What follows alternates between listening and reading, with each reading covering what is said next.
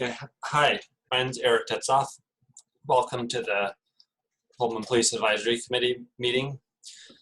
Darby, have you looked at attendance at all? I have. We have a quorum. Okay, well, I'll deal with that. We'll deal with it later. So, I will look real quick.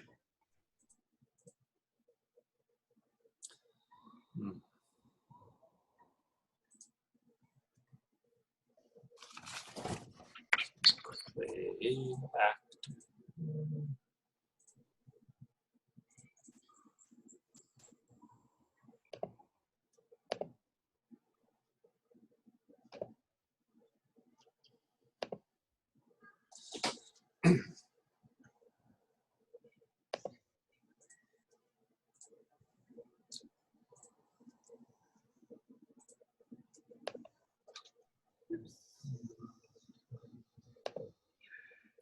Definitely.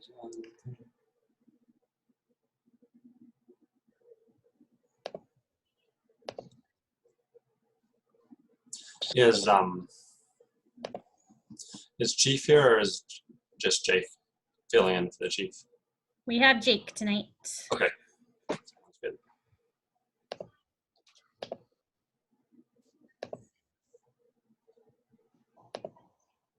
Okay.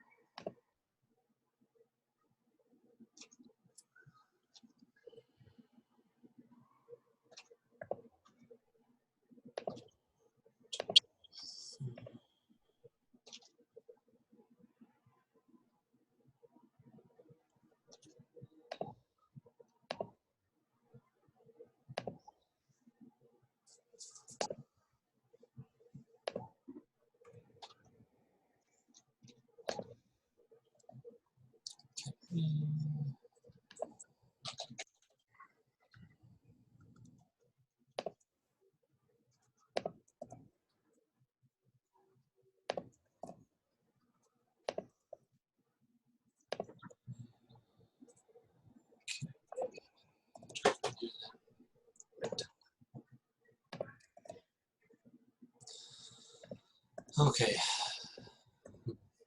So,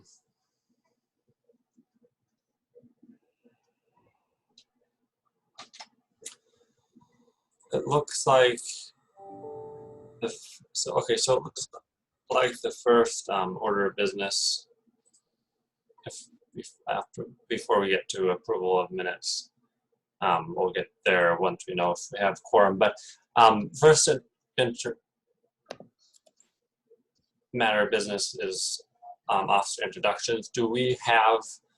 Are we going to have someone here for that?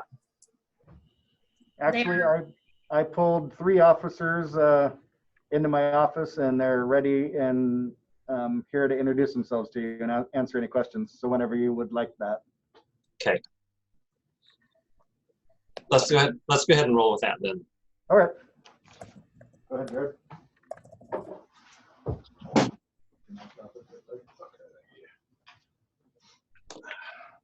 Hi, my name is Jared Alberton. I've been with the Pullman Police Department since only March 15th, so just coming up on 2 months now. I've been a police officer for a grand total of 5 years. Started my career with the Nez Perce County Sheriff's Office in Lewiston in the jail, and then moved to the Nez Perce Tribe, where I spent about 3 years before coming up here. Really excited to be in Pullman. It's a community I've lived around growing up in the LC Valley most of my life.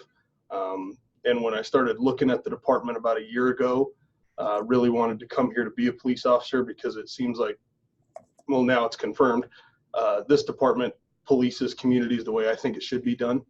And it's really easy to be happy working for a place where you see eye to eye on something like that. So nice to officially, unofficially meet any of you. And if you have any questions, I'm Jared. So does anyone want to have any questions they want to ask.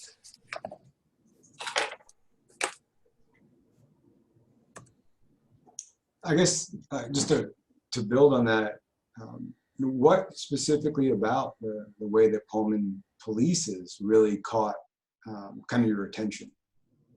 What mostly caught my attention was the fact I was brought in. I'm a third generation police officer, and I was always taught kind of the three core values that you start with is you're fair, you're firm, and you're consistent, and you treat everyone like a human being. And I know Pullman, especially being a diverse community with the university, gave me an opportunity to be in a community such as that. And I feel really grow as a police officer because I think that's how police work should be done. Well, thank you. Yeah, thank you.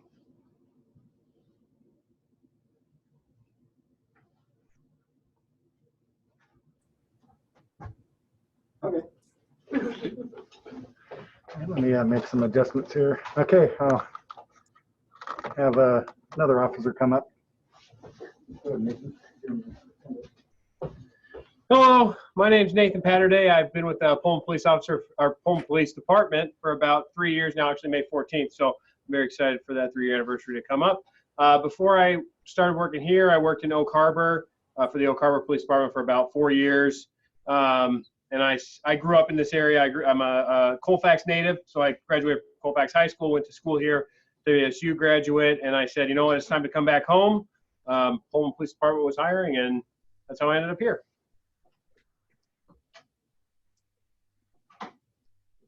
I can answer any questions as well.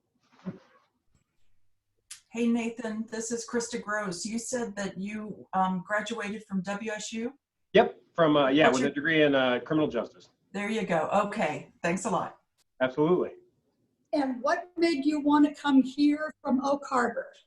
Well, so this was home for me. The Palouse, I don't know, the West Side just doesn't, I guess, tickle my fancy. So I'm liking a lot more over here. And honestly, I mean, I was just looking for a department, but I'm glad that I found this one because I really do enjoy working here. I think that I don't know, it's difficult to describe, I guess, if you're not a part of it, but kind of just the atmosphere of the department here, the officers, the administration is so different than it was at Oak Harbor. This is more, I feel like I almost work with family as opposed to over there. It was just like working with a bunch of robots. So. Okay, thank you. Absolutely. That's good to hear. Yeah, I'm excited about it. Question, can you tell me why it's better to work with family members than a bunch of robots? So. Well, so it's just, I like to come to a place where I can work and be like excited to work with the people I'm working with, to know that those people are going to support me through the good times, through the bad times, kind of things in terms of, you know, going to difficult calls and stuff like that. I know that the officers here would, I guess, more emphasize with me. That's probably not the right way to say that, but, or talk to me about it, or try to make me feel supported. Whereas over there, it was just not that similar atmosphere. So I feel like the officers here are more invested in each other. Thank you. Absolutely.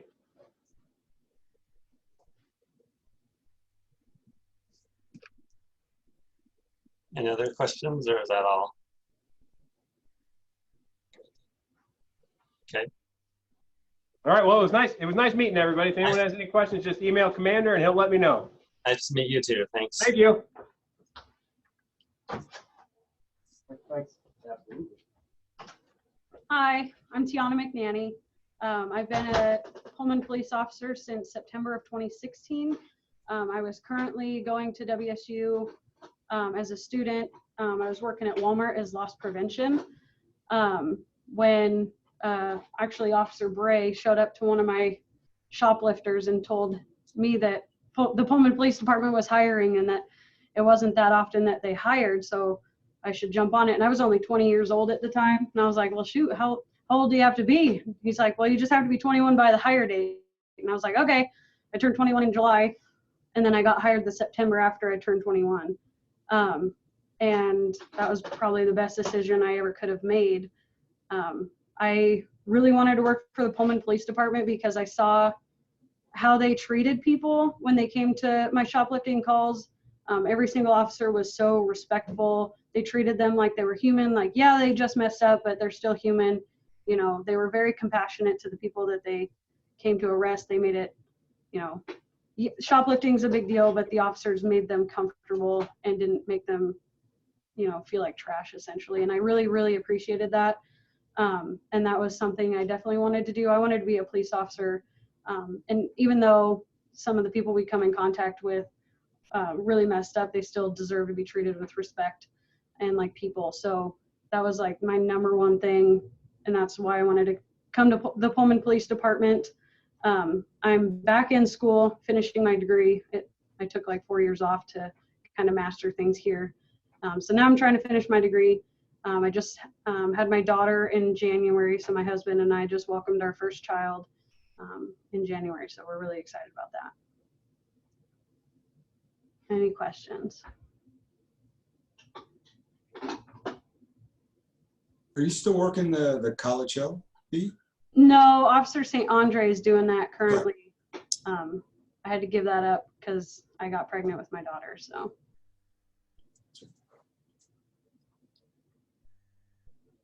Any other questions? Any other questions?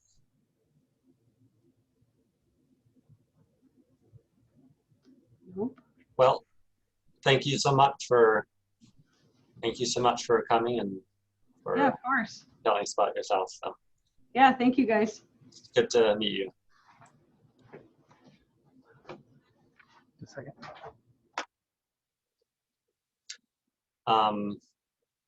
Let's see. Darby? Oh. Okay. I'm Oh, there you here. are. Okay, sorry. So look to me, so that was, we just had those 3 officers, right, Jake? Yeah, that's all I have for Okay, today. sounds good. I look like we do have quorum. Did you catch that? Yes. Right, okay, good. Let's go ahead and jump in and take care of the, where is my, okay, the minutes. So have people reviewed the minutes to their satisfaction? Are there any from last time? Are there any comments or motions on that?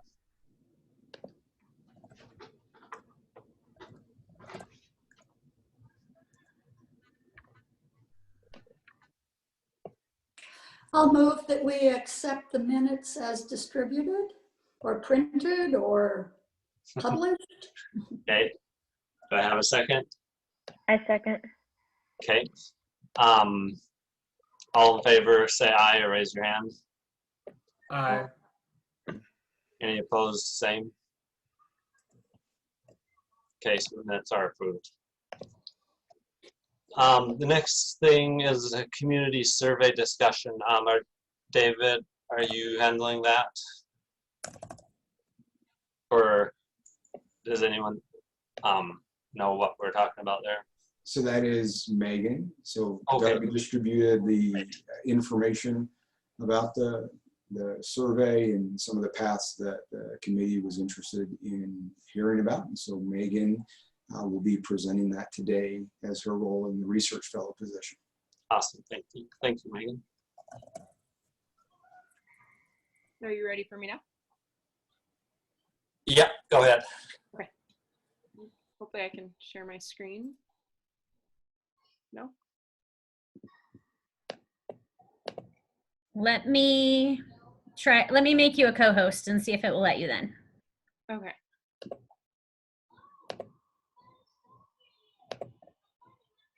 You should have just received a, did you get it?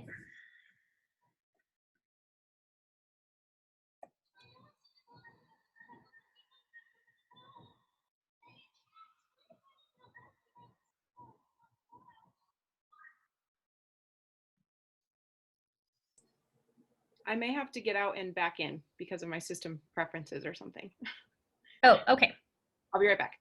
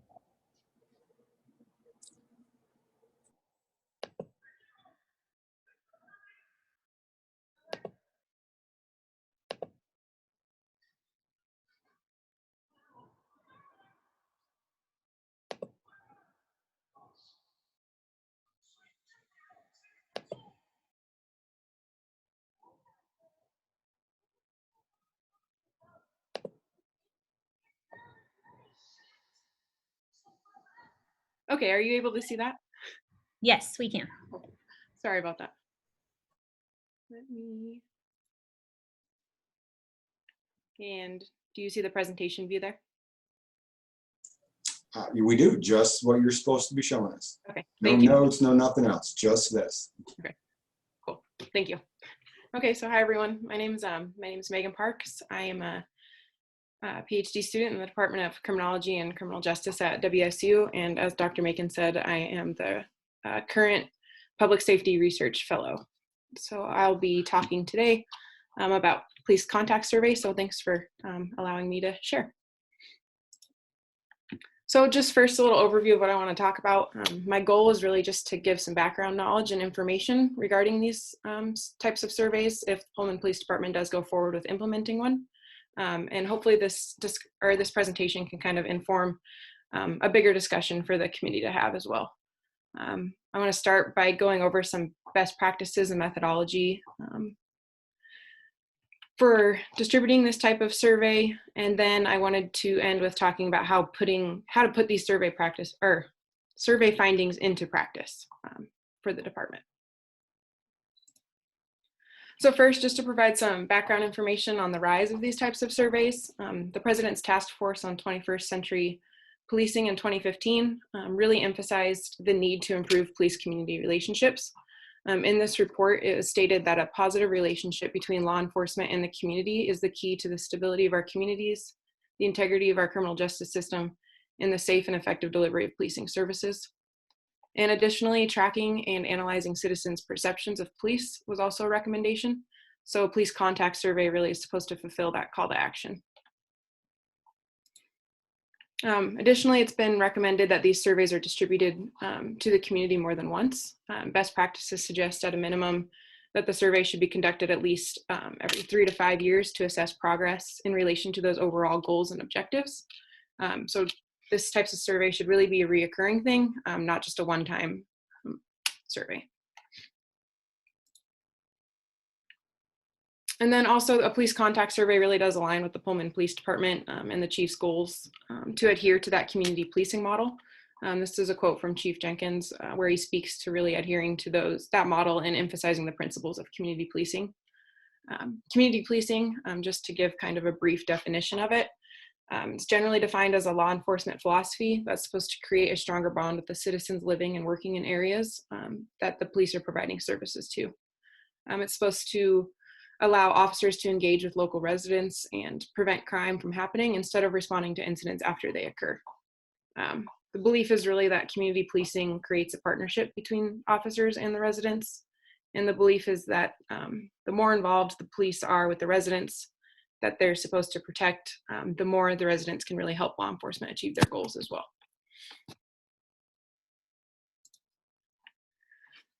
So just a brief overview, a police contact survey. It's a survey of people who have had interactions with the police. Its purpose is really to get an understanding of their perceptions and feelings about that interaction that they've had with police. Typically, the measures included on these types of surveys are focused on those goals of community policing, procedural justice, and perceived legitimacy of the police. So procedural justice is a term that I'll use a lot throughout the rest of this presentation, because it really is the main focus of these police contact surveys. So procedural justice itself really focuses on how police interact with the public and how kind of the characteristics of those interactions shape the public's view of the police. So, and their willingness to obey the law, and then how procedural justice on part of the police officers kind of impacts those crime rates in communities as well. Research does show that community perceptions of procedural justice can have a significant impact on public safety as well. It's really based on 4 central principles, and these include treating people with dignity and respect, giving citizens voice during encounters, being neutral in decision-making, and conveying trustworthy motives. Research also does demonstrate that those principles contribute to more positive police-community relationships, where the community has trust and confidence in the police, is honest, unbiased, and lawful. The community feels more obligated to follow the laws, and the community feels that it shares a common set of interests and values with the police. So procedural justice is really seen as central to kind of building those positive police-community relationships. So what these surveys are distributed to do, the hope is that they will really enable law enforcement agencies to collect very specific information from local residents that can be acted upon based on those responses. So some of the specifics that can really kind of aid in planning and assessing police performance include getting ideas of citizens' confidence in local police, the performance of local police, and then the citizen satisfaction with those police contacts. The findings can also help gauge citizen characteristic differences in attitudes towards the police based on those interactions. So things like race, ethnicity, gender, and age, and how they perceive those interactions with the police as well. So these findings really from these surveys can really become the baseline. So really getting an understanding of what these police-citizen interactions are like and how citizens are perceiving these interactions to inform like the best next steps for officers to take to improve police practices and improving those relationships with the community.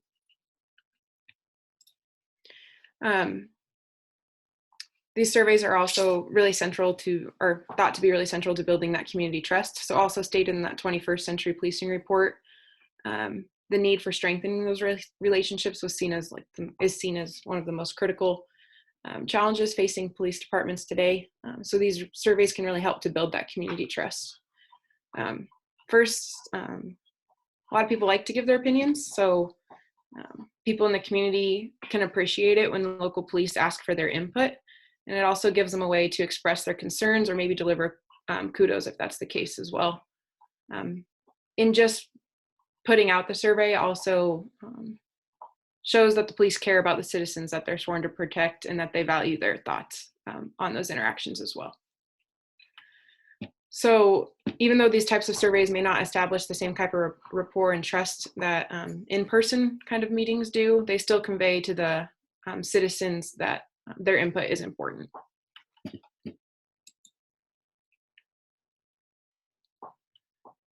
They can also be used to kind of gain information from a broader sample. So the problem with a lot of different police community communications is that sometimes it's often the same people showing up. So although their input is obviously valid and beneficial, their opinions may not represent the community at large. So the same holds true when it comes to police complaints and inquiries that are filed online. So they may be coming from a small minority. So cases where a person goes out of their way to file a complaint or give a compliment regarding an interaction that they've had with the police can possibly be an outlier. So meaning that that interaction was either really good or really bad to the point where they felt like they wanted to go say something.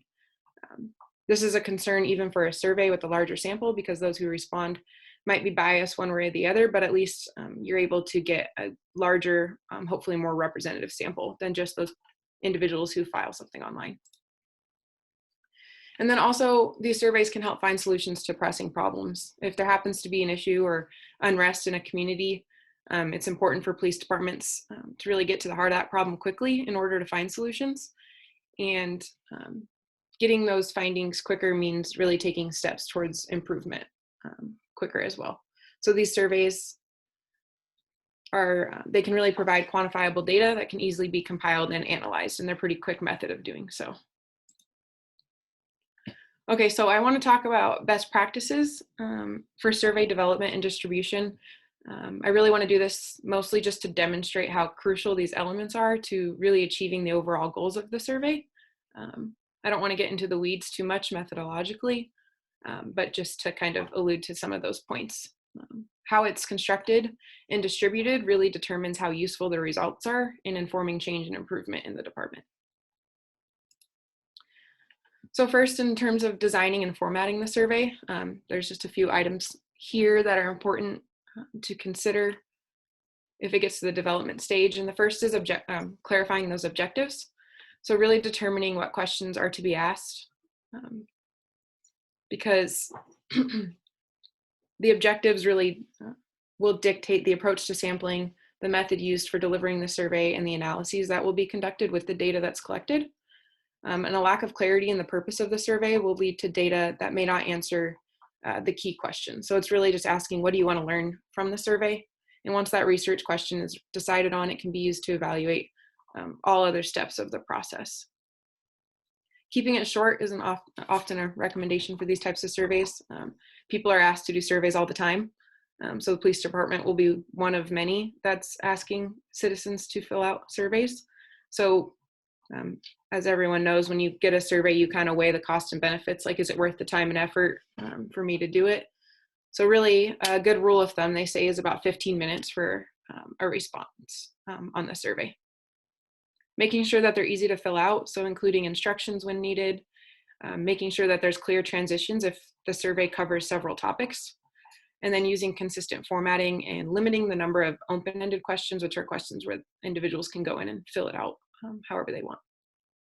And then building commitment to a survey. A key kind of goal in conducting any survey is to maximize the response rate, which is the proportion of people contacted who actually completed and returned the survey. So anything you can do to build commitment to the survey is important. One way to do this is to provide a cover letter or introduction to a survey. So explaining who, what, and why the survey is, making sure the survey looks professional, keeping it interesting, keeping harder questions toward the end of the survey after somebody's already invested time into answering questions.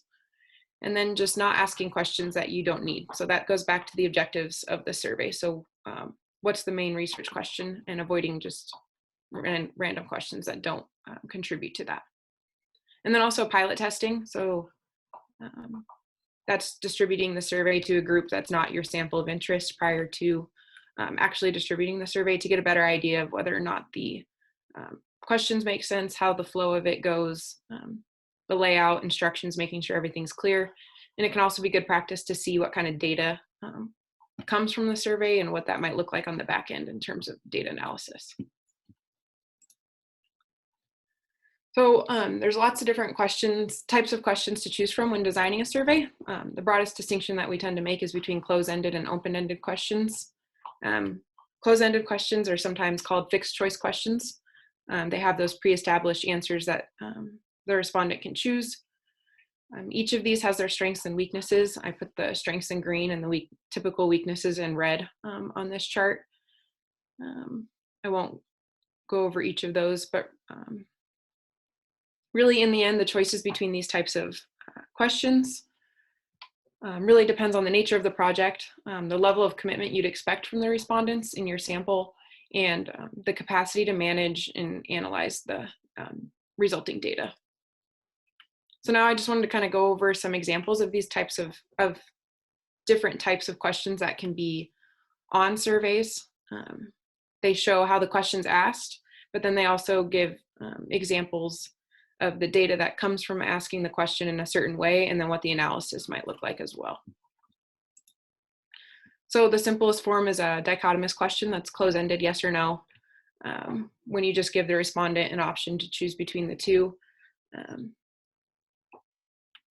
And the data that's derived from this type of question is in the green column here. And then in terms of analysis, you can really just get frequencies for the amount of people that answered the question yes and the amount that answered no.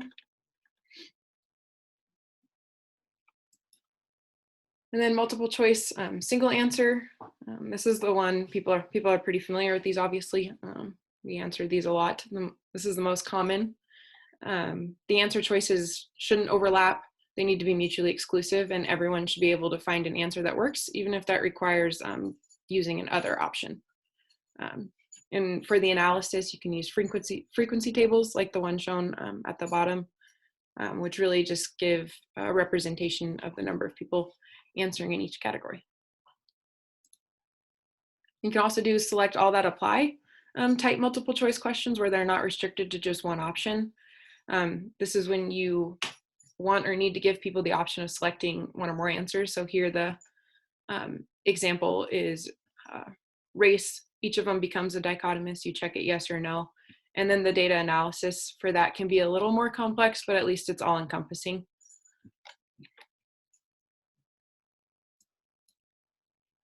And then there's Likert rating scales, which are the most common types of scales to use. This assesses when someone falls along a single continuum. One of the most popular versions is using like strongly agree, strongly disagree, and then having a scale that way for individuals to fill, to respond that way.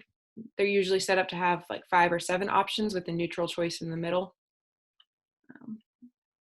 When it comes to analyzing this type of data, you can break it down in these 2 types of ways, where you can collapse people who agreed to people who like either agreed and strongly disagreed, and then separate that from people who disagreed and strongly disagreed as well. And then a second type of rating scale is the semantic differential scale. It's used to assess a person's attitude or feelings towards something. Analyzing the data from questions using this type of scale is similar, like the Likert scale, but you can collapse responses at one end of the spectrum or the other.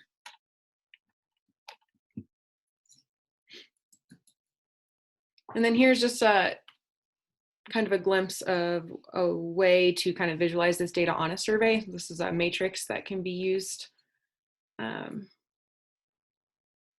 It can be more efficient to incorporate these scales in this type of way. That way you're not asking too many questions, and it kind of lengthen or shorten the appearance of a survey as well. So you're getting a lot of information within this nice clean box instead.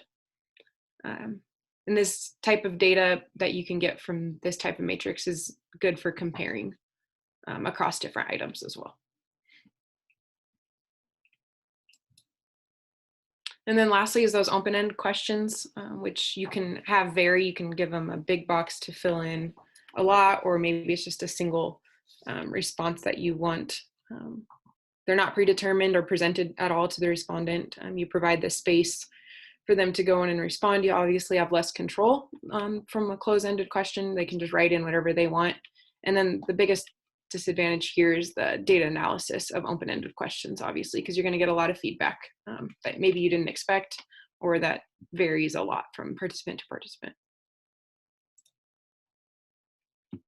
So then just to briefly cover some topics related to writing survey questions. Again, making sure to use that easy language, making sure it's easy to understand, using simple sentence structures, and using specific questions. And obviously asking one question at a time, making sure that you're not conflating 2 questions at the same time. And then also avoiding negatively worded questions. So this example here, should the police not give more citations for not parking properly downtown, is an example of a negatively worded question, which can be really confusing. And really the overall takeaway here is that confused participants in a survey study are going to produce confused results. And so being mindful of the data analysis portion when structuring questions. Avoiding leading questions. So one like worded here, where it kind of leads a respondent to think that they need to respond in a certain way, can bias the results as well. Not making people feel bad about telling the truth. So like this quote, or this example here, if you saw a crime happening on your street, would you care enough about your neighborhood to report it? That kind of doesn't invite individuals to tell the truth. It can sway them one way or the other based on how you worded the question. Again, wording that could bias results. So things like just wordage like welfare versus assistance to the poor. So being mindful of that type of, those types of things as well. Using exhaustive response options. So making sure that all possible answers are included, and then mutually exclusive response options. So making sure that those don't overlap so that people aren't grouped into two different categories when they should just be in one. I think the two especially relevant kind of topics for the development of a police contact survey here, the time frame for questions. Usually when police contact surveys are conducted, they're used to learn about people's experiences. We're interested in learning about their recent experiences, so this means that those survey questions should identify a target time frame. So if the survey is asking about experiences people may have had, it should be taken into consideration the possibility that they've had multiple incidents during a given time frame. So like if an individual had multiple interactions with a police officer over a certain time frame, it's important to be mindful of that to identify which time frame you'd like them to respond to. And then also not reinventing the wheel. A lot of the topics that the department might want to include in the survey have been covered in prior surveys. So that can include survey instruments that are used to measure perceived procedural justice and satisfaction with the police, some of which you probably saw in the examples that were shared out. This is just a brief example of initial contact, just because it's important to building that commitment to the survey. So getting individuals kind of committed to taking it. Using a cover letter is important because it can appeal to individuals' interests. In some cases, it might also appeal to their sense of civic responsibility as well. One of the recommendations is to have someone known and respected in the community sign that cover letter. So maybe that's the chief of police, or if there needs to be a degree of separation, maybe it's the mayor or the university that the department's partnering with to create the survey. So I pulled some of these off of the examples that were shared out, and I just wanted to kind of briefly talk about them a little bit, just to kind of give an idea of what kind of questions are typically asked and what the purposes are. So with these two examples here, you can see how they're attempting to really get at that perceived procedural justice that the individual felt during the interaction. So whether or not that citizen really felt whether they were treated fairly. The first set of questions here breaks procedural justice down into different elements to get a gauge on that. And you can see it's more specific, whereas the second survey used just one question, were you treated professionally with dignity and respect? In terms of putting these types of findings into practice, it's important to understand how these can inform officer training and officer recommendations. So the first one may lend itself more specifically to how police are conducting themselves in an interaction. And it can give an idea of like these specific items that we would want to address in training and things like that. Whereas the second one's a little more broad. It would really just give an overall impression of the interaction as opposed to specifics. This one, again, those first group of questions just really talk about the overall satisfaction with police, but they're not specific to an actual interaction that they had. Whereas the second set of questions here included, those are open-ended, which allow the person to elaborate a little bit, but not necessarily specific to any interaction with the that they've had with the police. So being mindful of the wording in terms of what you want the respondent to be talking about is important. And then here, I just wanted to kind of briefly touch on the distinction between officer initiated and kind of citizen or dispatch initiated, because that's relevant when we talk about police contact surveys. So officer initiated can include arrests, traffic stops, traffic accidents, or being stopped by the police for any other reason. Whereas citizen initiated or dispatch initiated is when that citizen reports an emergency. So the police respond to it. So here, questions 5 through 8 are officer-initiated oriented questions. I don't know if you can see that very well. But it's, did an officer contact you in the last 12 months? Yes or no, and then they ask questions about that interaction. Whereas questions 9 through 14 say, have you been a victim of a crime? So that's not necessarily officer-initiated. So this survey attempted to measure procedural justice within both of those types of interactions so that they can get an overall feeling of satisfaction for either type of interaction with the police. Now, briefly, just to cover distribution and data collection. The sample for a police contact survey is different than how a community survey sample would be drawn for obvious reasons. The police contact survey is focused only on those individuals who have had contact with the police. In choosing the sample, it really comes down to how you operationalize police contact, which again kind of goes back to the goals of the survey and what the organization wants to learn from the survey. So this can mean deciding between officer-initiated or citizen dispatch-initiated.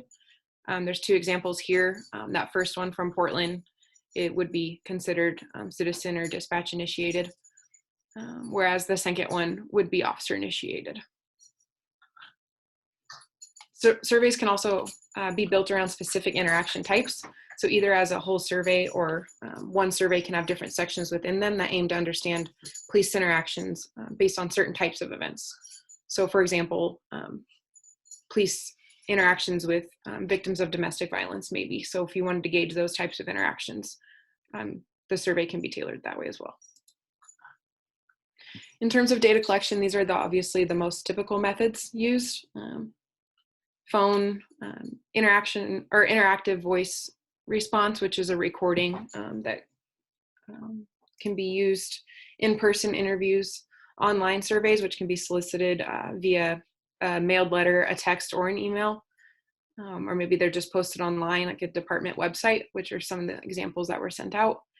Mailed surveys goes to a person's mailing address. And then there was also that example of a mixed mode survey that was, it was a community survey distributed in the district or in DC. They used 3 different methods. They used the IVR, they used SMS text, which took people to an online survey, and then they used cell phone numbers to talk to people and use a script to ask the same survey question. So you can also mix different data collection methods. In terms of response rate, that's the percentage of people that participate in a research project out of all those who are asked to participate. And this kind of just gives an average based on the mode of distribution, the average response rate. I think the overall average is usually around 33% for response rate. This is just briefly talking about some things that can impact response rate, making sure the purpose is clear, making sure that the survey itself makes sense and it's not confusing, keeping it short, and then also can be possible to incentivize surveys, so giving people some type of incentive if they finish the survey. Non-response bias is something to be considerate of in terms of these types of surveys. This can mean when the people who don't take the survey are characteristically different from those who do decide to take the survey. And this can also be relevant for item non-response, which means some people, out of everyone who completed the survey, those who answered some questions and chose not to answer others may be characteristically different as well. So being mindful of those things is important. And there are ways to kind of tackle that issue on the back end as well. Okay, so now to turn to kind of putting these findings into practice. So once the data is gathered from these surveys, it's important to really make use of it in an effective and practical way. So I just want to end by kind of talking about this briefly. So it's first important to examine the data in relation to those project goals. So really, what was the purpose of the survey? What did the department want to get out of it? In examining the data in that sense.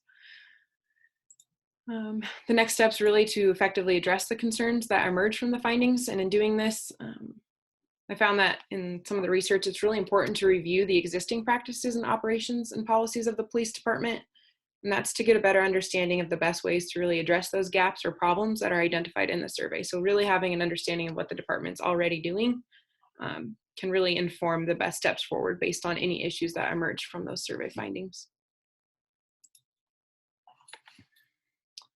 Because these findings from the survey are, hopefully they can help police departments in their training and recommendations to officers and how they conduct themselves.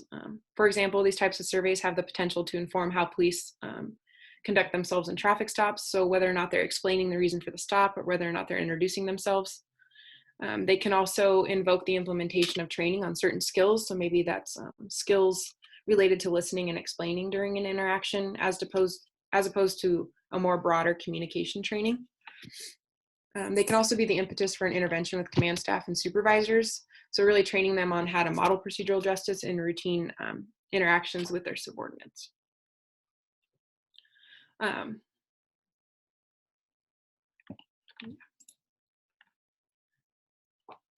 So here are just some considerations as well. While the public's perceptions, they're really obviously important to collect on a routine basis, it's also important to think about the officers' perceptions as well. So this can mean gauging and understanding of how officers felt the interaction went, how they felt they were treated by the citizen, or how they felt they conducted themselves in the interaction.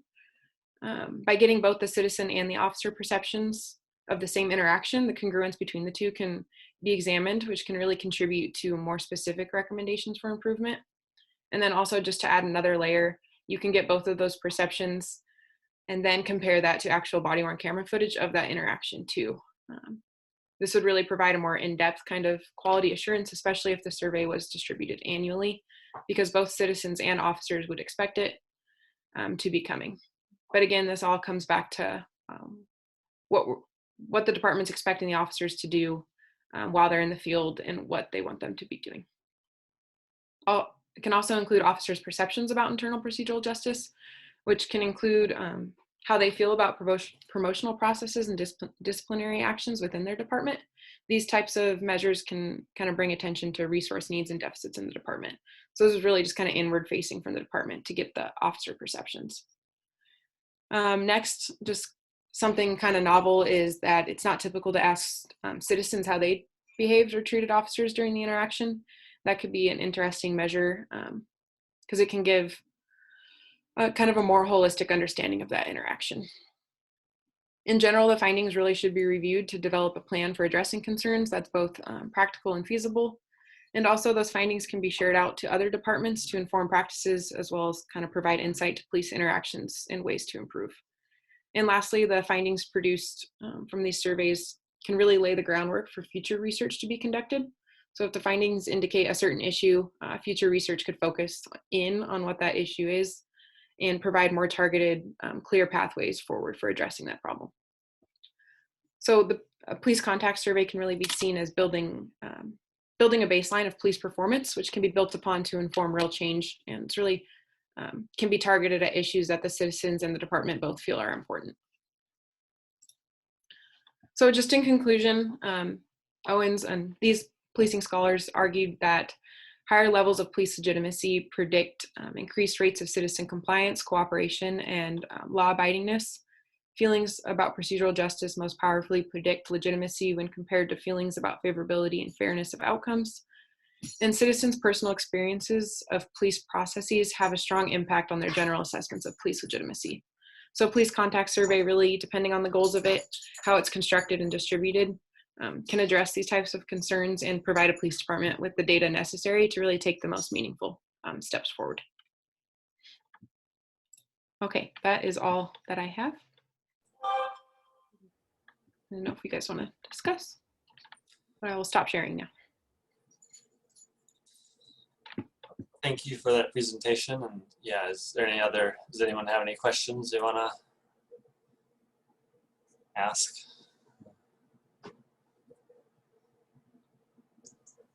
It can't just be me asking her the questions. I already ask her questions every day, basically.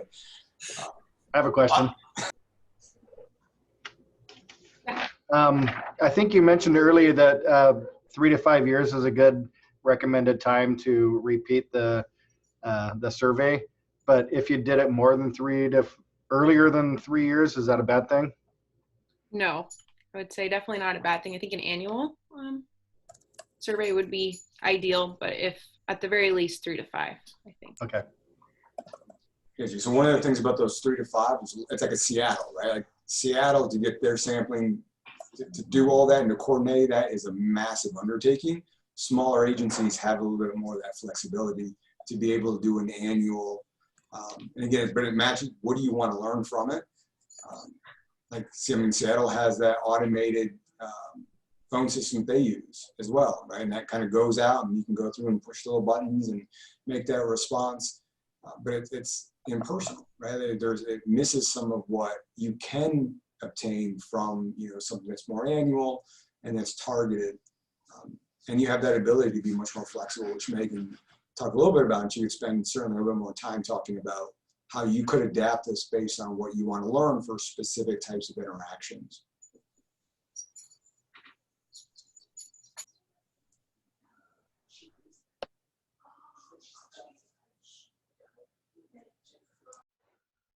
Okay, this isn't exactly a question, but Megan, was particularly interested at the very end in possibly getting officer perceptions of interactions. And I think that could be really informative. I mean, you can ask the citizen how they believe they treated the officer. You can also ask the officer how she or he felt treated by the citizen. And I think that looking to see how compatible or how discrepant those various perceptions are would be enormously useful for officers. Yeah, definitely. That whether or not they agree or disagree, or if the perceptions are just completely different, either way, those findings would be really informative, especially in terms of really thinking about specific pathways forward and areas of improvement. If I could tag on to that. So I guess my question is, you know, is the end goal to improve police interactions or improve the perception of police interactions? So, and I don't know where you are. I mean, obviously you're developing your methodology for the survey, but I don't know where you all are as far as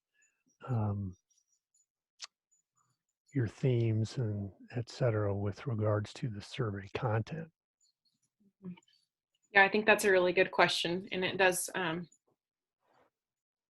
of speak to the importance of making sure that the goal of the survey is extremely clear, and that main research question of what the survey is intended to answer is laid out prior to developing any of the questions or anything else.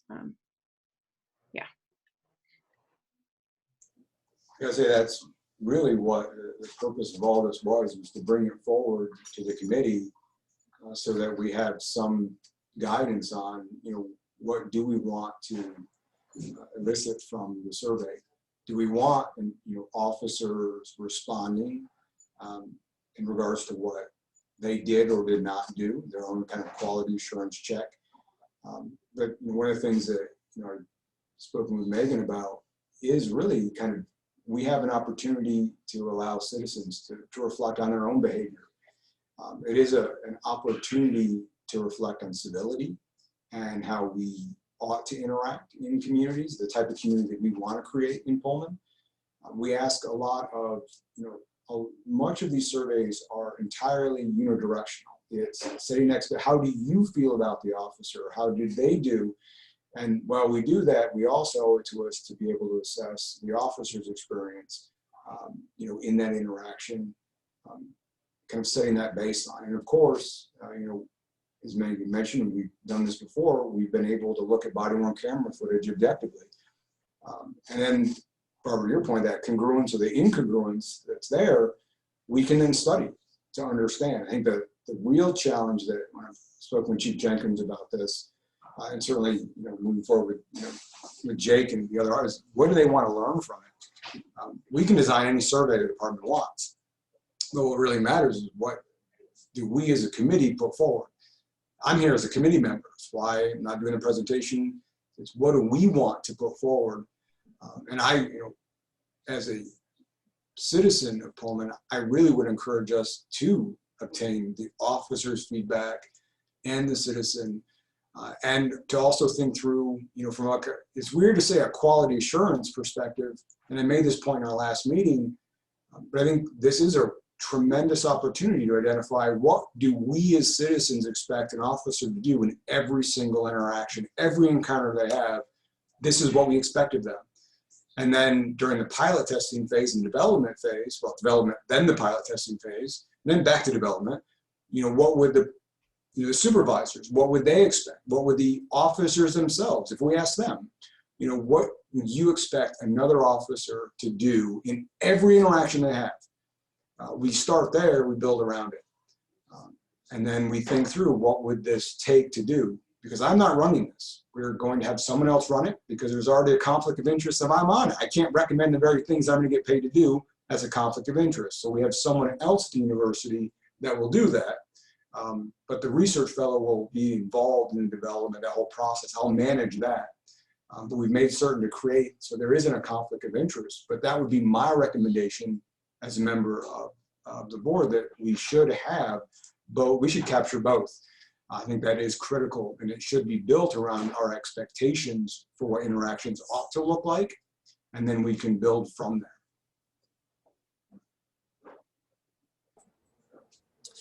there. One question I had, going back to your presentation, you know, there's data you might gather about, you know, age and race and some of those things.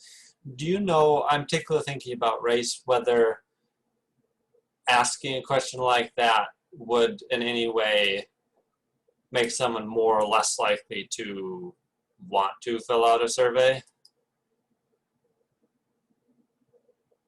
Do you mean asking someone to identify their race? Yeah, particularly that, yeah. You know, I don't know off the top of my head what the data or what the research shows in terms of that specific question and response rates. Yeah.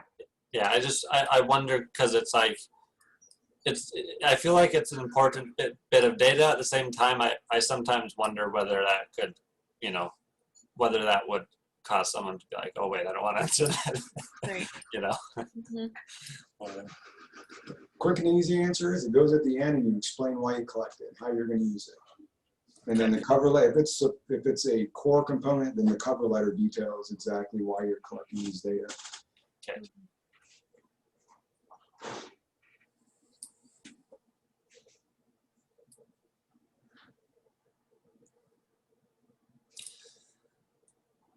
Any other questions?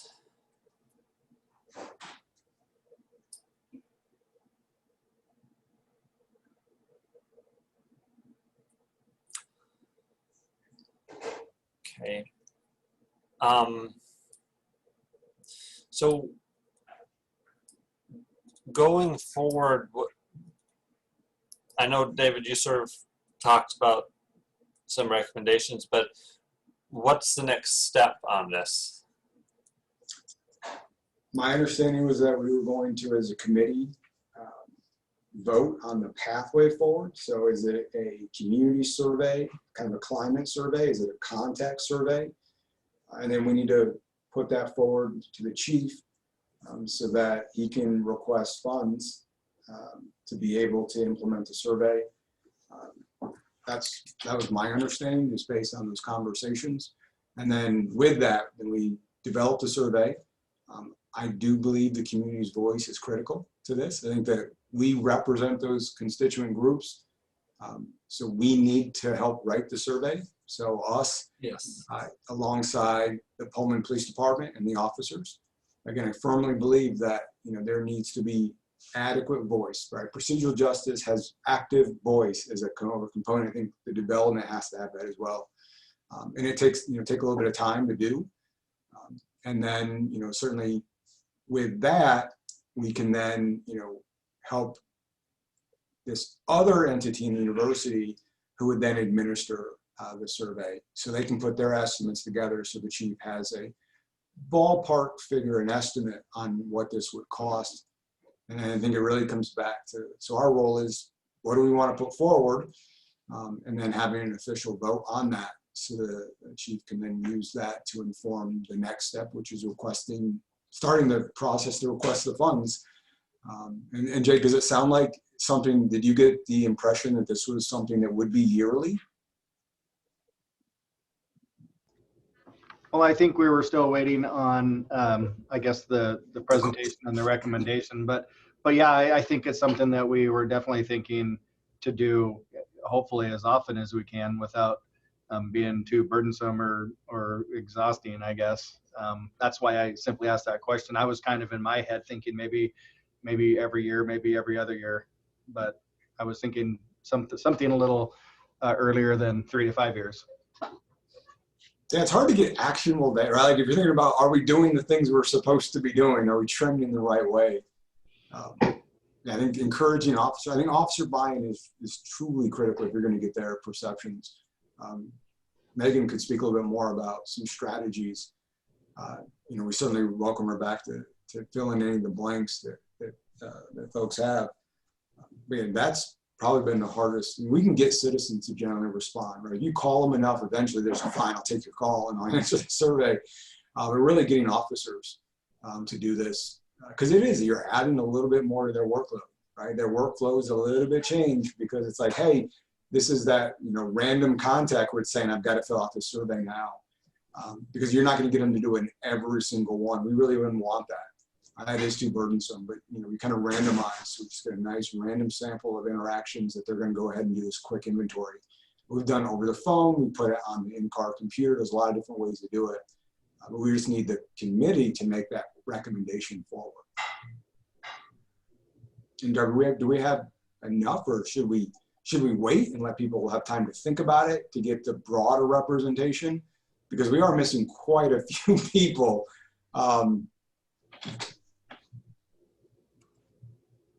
Right. I mean, we have a quorum, so if you guys want to do something, you certainly can do that, but we are missing a handful of people. What about committee members here? Do you have any thoughts on whether you want time to think about it, whether you want to jump in with a recommendation? My feeling is just, I've noticed since I came tonight the handful of people that are missing. And so I think, just because we do have enough to make a decision, I think that ultimately if we can make this decision while we have close to everyone here, that would be better. Isabella has a quick question for Megan. So my question is, will my demographic, like 15 to 18-year-olds, be included in this survey? Because I think it'd be interesting to get like a young but middle teenish age range of data to be introduced, because we're a valiant part of the community as a whole, and I think that us at the high school could be a good thing to introduce. Yeah, that's a really good point. I agree. That would be a important group to include. I guess it would come back to how police contact is operationalized. So how the department and everyone wants to move forward with determining what the sample is going to be and how they're going to gather that necessary information to contact the sample to distribute the survey. So is it going to be individuals who police have had contact with who they then were able to gather their phone numbers and then they use the phone numbers, or mailing to home addresses and things like that? So that would play a big part in being able to contact that group. Not to say that that age group isn't involved with the police at all.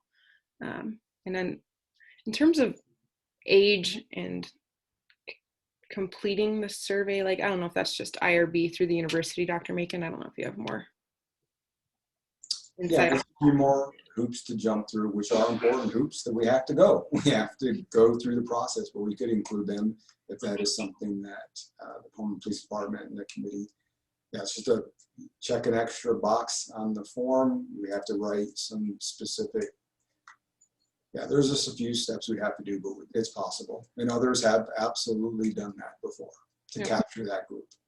because it is an important demographic. Yeah, definitely.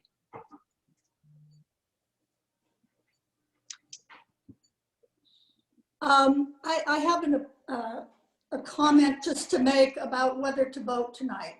And while I totally agree with what Rocky said, I have been on the committee long enough to know that attendance typically does not increase during the summer. And while maybe we won't be traveling as much, maybe in fact, now that we feel it's safer to do so, we will do so more. And so I don't know if there's a way of voting here and also contacting other people by email to get input, but I have this fear that in September, we're going to revisit this conversation and we're going to have lost a lot of time when that could be development time. That's an excellent point, especially if there's like general agreement amongst the folks here, and when we know and who the fellow committee members are, and their perspectives and such. I think at this point we're not building the survey. I mean, I think having that constituent voice in building it is essential. But being able to just simply have a motion and a vote on the contact survey as being the recommendation that we put forward that would be done on a reoccurring, potentially annual basis, that allows us to then go back and work with this other unit on what those cost estimates would be. So that way Chief Jenkins has an estimate that he can use. We just need to have a recommendation from the committee to move forward. So does someone want to put forth a motion? Does anyone want to say anything more before that? So I guess, would we want to have a subcommittee work on drafting out the survey? Or I guess I'm just trying to get a sense of what is, to Barbara's point, what is the most efficient and effective process that we should use to get to the actual survey design stage. So this way we have something to bring, to have a conversation on, to put out for the constituents, to look at what's in that instrument, and then to move that forward so that, potentially we might have something, say, by September for everyone to review, and then to put into practice, maybe at the start of the year would be ideal. I just don't know if it's a committee as a whole, or if it's something that we would want to have a subcommittee for, which I will say not it. But yeah, I think that would just be helpful to know that. And in terms of that, so just to clarify, so first of all, the whole committee makes the recommendation to the chief, right? Correct. And then the subcommittee comes once we get approval or something, or? I don't know. I mean, I don't necessarily think we need approval. It seems like we have a consensus coming out of the committee to have the context survey to be done on an annual basis. We just need to have a motion, right, and a vote for that. And then what I'm asking for is once we've done that, the chief moves forward, we start getting the estimates, we've got to design the survey. Yeah. I just want to know, should we now determine, or to Rocky's point, should we wait and maybe next meeting talk about would people want to be in a subcommittee? Darby could put that out in the email. I just want to know, I appreciate hearing voices on, should we be able to do this as a community as a whole? Or do we really want a subcommittee that does this? I think a subcommittee kind of makes sense. I don't know if we're paralyzed here because there are too many of us, not enough of us, or what, but I think maybe a subcommittee of people with interest and knowledge and passion about this would be a good idea. Yeah, in terms of developing the survey, I tend to think from what I've seen in the past that doing a subcommittee to do a lot of the, I don't know, I imagine it would take a bit of discussion and work probably would be good. And then once we have, because I feel like as a whole committee here, it's a little harder to actually hammer out a basis to go on, as opposed to just a few people getting together and hammering out that basis and then that comes to the whole committee, and the whole committee discusses it, and we actually have something to we actually have something concrete in writing that's like, well, what about this? And then people can, you know, talk about that in the whole committee. But so I think a subcommittee is a good idea, though I'm not, well, I say I don't know if we need to decide that right now, but I'm certainly in favor of subcommittee for actually forming that. In agreement as well, whenever it comes to making that decision, I think a subcommittee is essential. Right now, though, it's like we either need a motion to recommend the contact survey or whatever you want to recommend, or we're going to have to put it out till next meeting. Okay, I'm willing to move that we, as a committee, recommend to the chief that we begin development of a police contact survey that we would envision would be conducted with some regularity annually or semi-annually. I would second that. Okay. I hear a motion in a second. All in favor, say aye or raise your hands. Aye. Any in the opposition, the same? Okay. Looks to me like that passes. So any other discussion, or can we move on to the next item? So would you guys like me to send out an email just gathering interest in the subcommittee for this, or are we just gonna tackle that whole thing at the next meeting? I would prefer we requested. Right? Okay. I'm happy to serve on it. I was just joking around, not it, but I'm happy to do that. I'm going to be involved no matter what anyway. But yeah, I think we could get, start to get that dialogue. Because like I said, Megan's prepared a tremendous amount of material that would be nice to start sharing out so that folks could really kind of think about that. Yeah. And then we could tailor some of those questions. So certainly having a member of the Pullman Police Department. So I think in some ways we have to bring some other members on. So certainly, Jake, but I would encourage having an officer, a new officer, as well as a more seasoned officer. I think that having that balance is really helpful. And then potentially even one of our student representatives as well. So that again, I like a more inclusive voice when you're trying to design these. Well, thank you, everyone, for that. Next is the police department update. So, Jake, I'll hand over to you. Okay, well, students are leaving town for the summer. We've made our change from our spring schedule to our summer rotation schedule. So we're kind of in between one stage and going to another. So it's kind of hectic and people are changing shifts. But we're also doing bike patrol training right now. So if you see a lot of bike officers riding around town, they're learning how to police from a bicycle. So hopefully they'll be out and about soon. Currently we have 33 officers authorized. We're currently at 29. Jared Hulk, he was an officer we hired about a year ago, just left last week for family reasons. He ended up going to another agency closer to Tri-Cities. And you might have already been advised or told this, we hired Jared Auberton. He was the first officer you met today. He just graduated from the Equivalency Academy, and so he is in field training in our FGO program. He's already 1/3 of the way through that, so we expect here in a couple months he'll be out on his own and doing great. We are currently working on backgrounds on a couple new hires. Also with our rotation change, we just assigned Officer Bray. He was a patrol officer. Now he's been assigned to our detectives division. And so he'll be taking on some training there.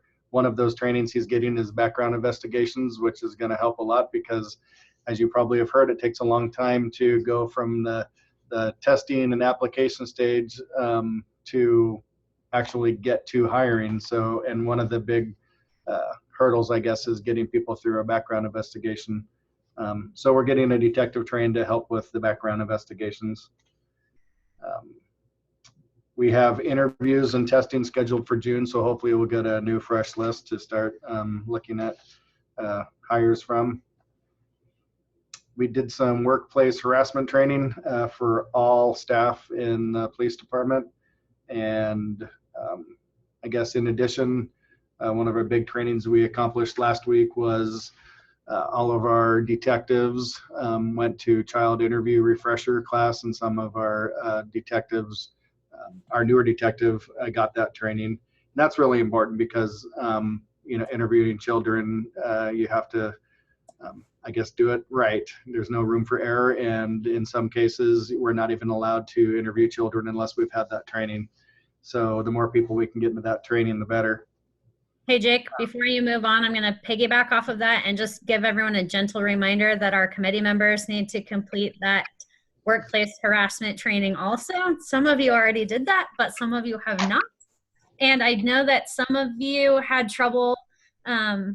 The system seems to have some weird quirks. So I know some of you couldn't tell that a course had been assigned to you. So if you get in there and you have trouble finding what you need to do, let me know. Okay, back to you. Okay. COVID update. Obviously, we're in phase 2. The good news is, from at least my perspective and the cases I'm seeing, we're not responding to nearly as many parties and I guess calls where you might be concerned about a spreader type event. So hopefully the numbers in the county will be going down as well, because we're seeing the activity in Pullman going down. But we are in phase 2. Obviously the governor put us on the statewide on a 2-week pause. So we're waiting to see if we ever come out of phase 2, I guess. And I think that's all I have on my list of notes here, but I can answer any questions if anybody has anything.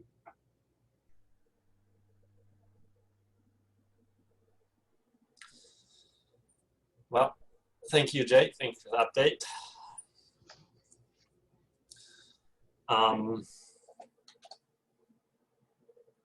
So constituency polls, anyone have anything they need to report, talk about?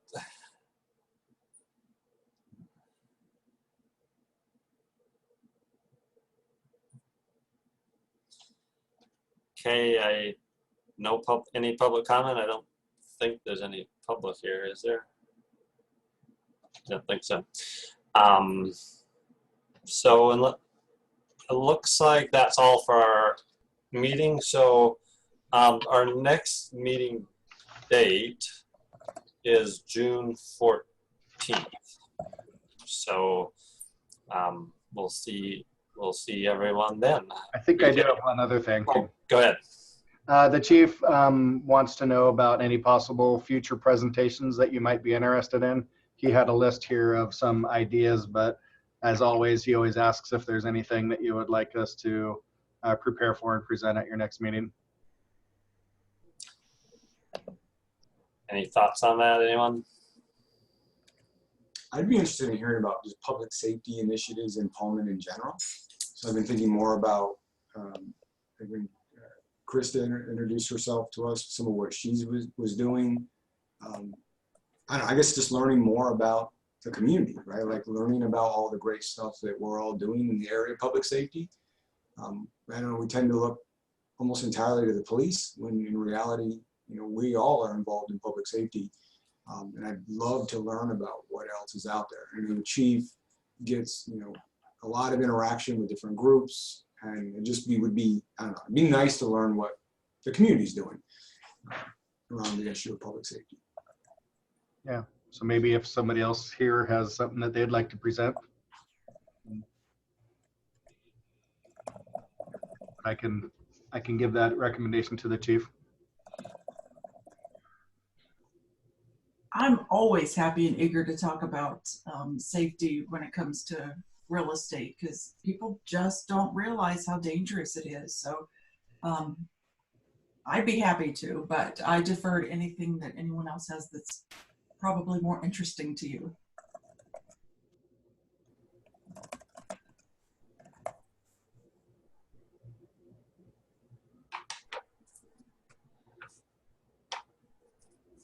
The things that the chief had on the list are recognizing drug and alcohol abuse, presentation, active shooter, civilian training, bomb recognition and response.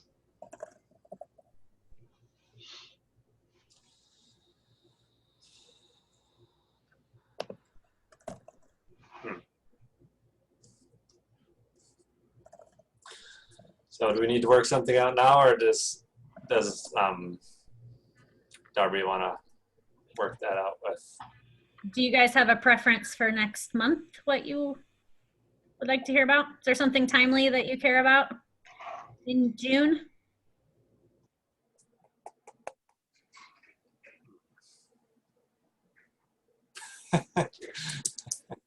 Want it to be a surprise? The chief will come up with something good. Okay. Okay, sounds good. Okay. Any other matters need to be addressed? Okay, great. Well, Thank you for running the meeting, Eric. oh, you're welcome. Thanks everyone for coming, and we'll see you all in a little over a month, I guess. So thank you, everyone. Thank you. Bye. Adios.